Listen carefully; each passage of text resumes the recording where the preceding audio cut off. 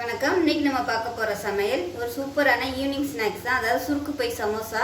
So இன்ட்ரெஸ்டிங்காக இருக்கும். சின்ன குழந்தைங்களாம் நல்லா விரும்பி சாப்பிடுவாங்க. வாங்க எப்படி செய்யலாங்கிறத பார்க்கலாம்.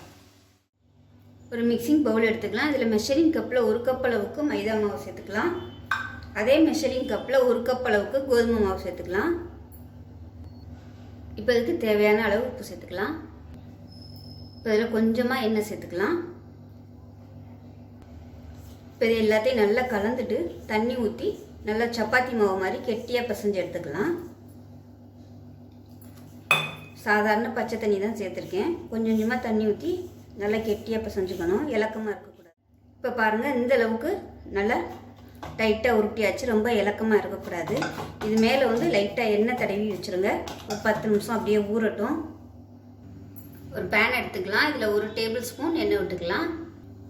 எண்ணெய் சூடானதும் 1 டீஸ்பூன் கடுகு சேர்த்துக்கலாம். 1 டீஸ்பூன் சோம்பு சேர்த்துக்கலாம். இதோட ஒரு 4 இலை புதினா சேர்த்துக்கலாம்.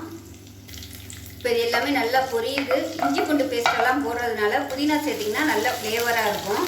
இப்போ இதில் மீடியம் சைஸாக ஒரு பெரிய வெங்காயம் நீளமாக நறுக்கினதை சேர்த்துக்கலாம். இதுக்கு பதிலாக சின்ன வெங்காயமும் சேர்த்துக்கலாம். வெங்காயம் ரொம்ப வதங்கணும்னு அவசியம் இல்லை. அந்த பச்சைத்தன்மையோடு இருந்தால் தான் சமோசா சாப்பிடையில் நல்லாயிருக்கும். இப்போ இது ஒரு 1/2 டேபிள் ஸ்பூன் இஞ்சி பூண்டு பேஸ்ட் போட்டு வதக்கிக்கலாம். அதே மாதிரி எண்ணெயும் இதுக்கு அதிகம் ஊற்றக்கூடாது. எண்ணெய் ஊற்றினோம்னா நம்ம ஸ்டஃபிங் பண்ணையில் வெளியில் வந்துடும், அதாவது கசிஞ்சு வந்துடும். அதனால் எண்ணெயுமே பார்த்திங்கன்னா கம்மியாக தான் யூஸ் பண்ணணும்.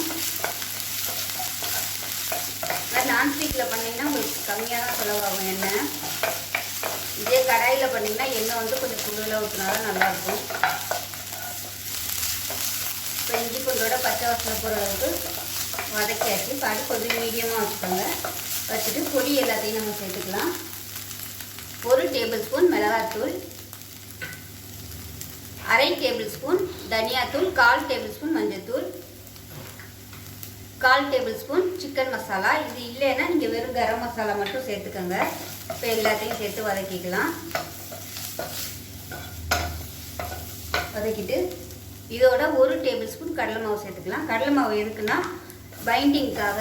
நல்லா இந்த மசாலா நல்லா கெட்டியாக இருக்கும், ஈரம் இல்லாமல். அதுக்காக இப்போ எல்லாத்தையும் நல்லா வதக்கியாச்சு. இதில் மீடியம் சைஸாக ஒரு உருளைக்கிழங்கு வேக விட்டு நல்லா மசிச்சு வச்சுருக்கேன். கட்டியெல்லாம் இருக்கக்கூடாது, நல்லா மசிச்சு விட்ருக்கணும். அதே மாதிரி கேரட்டு, பீன்ஸு, பட்டாணி எல்லாமே கொஞ்சம் கொஞ்சம் ஒரு 10 எடுத்துக்கோங்க. இது ஆப்ஷனல் தான். வெறும் உருளைக்கிழங்கு மட்டுமே வச்சு பண்ணலாம். காய்கறிகள் இருந்துச்சுன்னா காய்கறிகளும் சேர்த்துக்கலாம். இது உருளைக்கிழங்கு எல்லாத்தையுமே சேர்த்துடலாம். சேர்த்துட்டு நல்லா எல்லா மசாலாவும் நல்லா ஒன்று சேர்கிற மாதிரி கிளறி விட்டுக்கலாம். காய்கறி வேக வைக்கும்போது உப்பு சேர்த்துருக்கேன். அதனால் இப்போ கொஞ்சமாக உப்பு சேர்த்துக்கலாம். பார்த்துட்டு பத்தலைன்னா உப்பு போட்டு பிசைஞ்சுக்கலாம், ஒன்றும் பிரச்சனை இல்லை. இது உதிரியாக தான் நமக்கு வரணும், ரொம்ப தண்ணியெல்லாம் இருக்கக்கூடாது. மசாலா எல்லாத்தையும் நல்லா மேஷ் பண்ணி விட்டு நல்லா அப்படியே பொடி மாசு எப்படி பண்ணுவோமோ அந்த அளவுக்கு நல்லா உருண்டு வர மாதிரி பரட்டி விட்டுக்கலாம். இப்போ இதில் கொஞ்சமாக கொத்தமல்லியில் சேர்த்துக்கலாம்.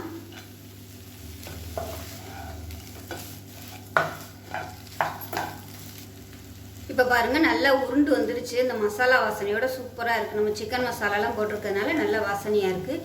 இதில் ஒரு 1/4 டீஸ்பூன் போல் லெமன் ஜூஸ் சேர்த்துக்கலாம். அடுப்பு அணைச்சிருங்க. அணைச்சிட்டு லெமன் ஜூஸ் சேர்த்துக்கோங்க. இதில் நம்ம புளிப்பு சுவைக்காக எதுவுமே சேர்க்கலை. அதனால் நம்ம லெமன் ஜூஸ் சேர்த்துக்கலாம். அது பதிலாக நீங்கள் டொமேட்டோ கெச்சப்பு அது கூட சேர்த்துக்கலாம், நல்லாயிருக்கும். ஏன்னா நம்ம இதை தக்காளியெல்லாம் போட்டு வதக்கணும்னா ரொம்ப அப்படியே கொலன்னு வந்துடும். அதனால் புளிப்புக்காக லெமன் ஜூஸ் நம்ம சேர்த்துக்கலாம். அவ்வளோதான். இது வேறு பிளேட்டுக்கு மாற்றிட்டு நல்லா சின்ன சின்னதாக உருட்டி எடுத்து. இப்போ பாருங்கள், உருளைக்கிழங்கு எல்லாத்தையுமே நல்லா உருட்டி எடுத்துட்டேன். பாருங்கள், கொஞ்சம் கூட கையில் ஒட்டலை, இந்தளவுக்கு இருக்கணும். இது தனியாக இருக்கும். இப்போ இதில் பார்த்தீங்கன்னா நம்ம ஊற வச்சுருந்த மாவு இந்த அளவுக்கு தேய்ச்சி எடுத்து வச்சுருக்கேன். ரொம்பலாம் பெருசாக தேய்க்கக்கூடாது, இந்த அளவுக்கு தேய்ச்சிக்கோங்க. தேய்ச்சிட்டு இப்போ நம்ம உருட்டி வச்சுருந்த இந்த உருளைக்கிழங்கு மசாலாவை சென்டரில் வச்சுருங்க. இந்த அளவுக்கு கேப் இருக்கணும், இதுக்கு மேலே கேப் இருக்கக்கூடாது. இதை அப்படியே நம்ம ஃபோல்டு பண்ணிடலாம். மடிச்சுட்டு இந்த உருளைக்கிழங்கு மட்டும் அந்த மசாலாவை மட்டும் பிடிச்சிக்கோங்க. பிடிச்சிட்டிங்கன்னா உங்களுக்கு இந்த மாதிரி வரும். இது நல்லா அப்படியே அழுத்தி விட்டுக்கலாம். அழுத்தி விட்டிங்கன்னா உங்களுக்கு நல்லா அப்படியே சுருக்கு பை மாதிரி வந்துடும். மாவு வந்து எக்ஸ்ட்ரா இருந்துச்சுன்னா உங்களுக்கு இந்த அளவுக்கு அதாவது பூ மாதிரி வராது. இப்போ இந்த இடத்துல வந்து நல்லா ப்ரெஸ் பண்ணி விட்டுக்கலாம். நல்லா சுருக்கம் வச்சு ப்ரெஸ் பண்ணி விட்டுக்கலாம். உங்கள்கிட்ட வாழை இலை இருந்துச்சுன்னா இந்த மாதிரி நூல் மாதிரி கட்டிக்கோங்க. என்கிட்ட இப்போ வாழை இலை இல்லாதனால நான் வந்து கலருக்காக இதை வந்து வைக்கிறேன். வச்சுட்டு சின்ன போ மாதிரி வச்சு விட்டோம்னா அவ்வளோதான், சூப்பராக ரெடி ஆயிடுச்சு. இதே மாதிரியே எல்லாத்தையும் செஞ்சு எடுத்துக்கலாம். நம்ம நடுவில் வச்சுருக்க மசாலா வந்து வெளியில் தெரியக்கூடாது. நல்லா டைட் பண்ணிடுங்க. டைட் பண்ணிவிட்டு இது மாதிரி கட்டி வச்சுக்கோங்க. இப்போ பாருங்கள் எல்லாமே செஞ்சு ரெடியாக இருக்குது. எண்ணெயுமே நல்லா காஞ்சிருச்சு. ஒன்றொன்னா எடுத்து நம்ம எண்ணெயில் போட்டுடலாம். எப்பயும் சொல்கிற மாதிரி போட்டோடனே டிஸ்டர்ப் பண்ண வேணாம். கொஞ்சம் நேரம் ஆனதுக்கப்புறம் திருப்பி விட்டுக்கலாம். இதில் இன்னொன்று போட்டுக்கலாம். இப்போ போட்டு ஒரு பாதி செகண்ட் ஆயிடுச்சு. இப்போ வந்து நம்ம லைட்டாக திருப்பி விட்டுக்கலாம். அப்போ எப்போ திருப்பி விட்டுக்கலாம், ஒரு நிமிஷம் கழிச்சு அப்பப்போ திருப்பி விட்டிங்கன்னா ஒன்றும் ஆகாது. போட்டோடனே திருப்பி விட்டிங்கன்னா அந்த மாவு வந்து பிஞ்சிட்டு வந்துடும். ஒரு பக்கமாகவே இருந்துச்சுன்னா தீஞ்சு போயிடும். எல்லா பக்கமும் ஒரே கலரில் வராது. அதனால் அப்பப்போ திருப்பி விட்டுக்கலாம். இப்போ பாருங்கள் அப்பப்போ திருப்பி விட்டு இந்த மாதிரி பொன்னிறமாக வரணும். இன்னும் அந்த சைடெலாம் வந்து இன்னும் பொன்னிறமாக வரலை. இது கொஞ்சம் வேகிறதுக்கு டைம் ஆகும். நான் இன்றைக்கி வந்து கோதுமை மாவு பாதியும் மைதா மாவு பாதியும் எடுத்திருக்கேன். நீங்கள் ஃபுல் அண்ட் ஃபுல் மைதா மாவில் பண்ணுறதுனாலும் பண்ணிக்கலாம், இல்லை கோதுமையில் பண்ணுறதுனாலும் பண்ணிக்கலாம். இப்போ பாருங்கள் எல்லா சைடும் நல்லா பொன்னிறமாக வந்துருச்சு. இதை வந்து எடுத்துடலாம். பாருங்கள் எவ்வளோ சூப்பராக வந்திருக்குன்னு. இப்போ இதே மாதிரி மிச்சம் இருக்கிறதையும் போட்டுக்கலாம்.